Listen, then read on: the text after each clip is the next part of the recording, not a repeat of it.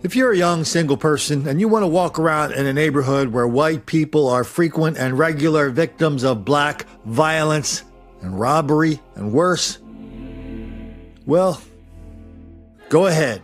It's on you. But when you put some kids into the equation, that makes you a truly dangerous person, not only to yourself, but to others. This is what denial, deceit, and delusion gets you in Fishtown, Philadelphia, and what it almost gets a couple of young kids you were charged with keeping safe. Now to the search for the man who mugged a woman as she tended to her young nephew. This happened in Fishtown on Monday. The thief reaching into the stroller to steal the victim's purse. Action News reporter Christy Aletto live tonight at the scene on the 1200 block of North Front Street. And Christy, all this was caught on surveillance camera. That's right, Brian and Shari. Megan says she was walking down the street with her friend while pushing her toddler nephews in a stroller. She made eye contact with the suspect who was standing right here on this corner. She then turns to go down Lee Street, not thinking twice about the man she just made eye contact with until it was too late. And I was holding the door for my friend to go in, and this guy just started running at me. It's a scene Megan, who didn't want to give her last name, admits she's replayed over in her head.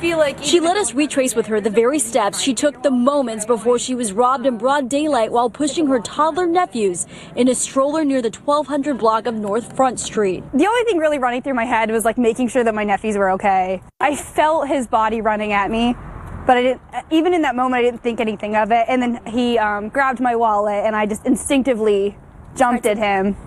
I mean, at what point did you say, like, oh, maybe I shouldn't? The minute I jumped, I was like, why did I do that? So Megan, her 1- and 2-year-old nephews, and another friend were uninjured. The suspect, described in his 20s, ran south on Lee Street, making off with her cash, credit cards, and ID. We think that she was targeted. We think the fact that she was pushing a baby, she appeared vulnerable to this person, and he followed her until she got to an area which he feels though he can commit the crime and get away with it. That's one of those, like, you're like, oh, that'll never happen to me situations. And now that it has, it's prompted Megan to be both more aware but unafraid. How often do you come down the street? Daily. I mean, we go to this play space almost daily. I've never not felt safe here. Do you feel safe coming down the street now?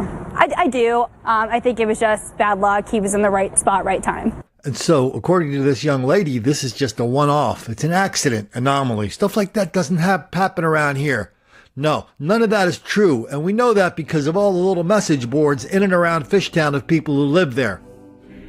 The people who have lived there for a while, whatever their delusions were going in, once they got there for a while, they figured out that something else was happening other than what their real estate agent told them was happening.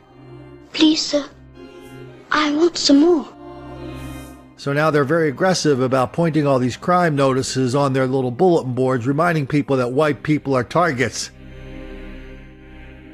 There's a lot of stories like that. Here's a story of rape, robbery. It's just a thing in Fishtown. The fellas go to Fishtown to target the young, naive white people with mommy and daddy's debit and credit cards with $1,000 purses. They like the art galleries. Whenever they see a little sign that maybe this neighborhood is something different than what they read about in their local hipster wannabe magazines, they ignore all the signs because paying attention to those signs, that makes the black kids angry.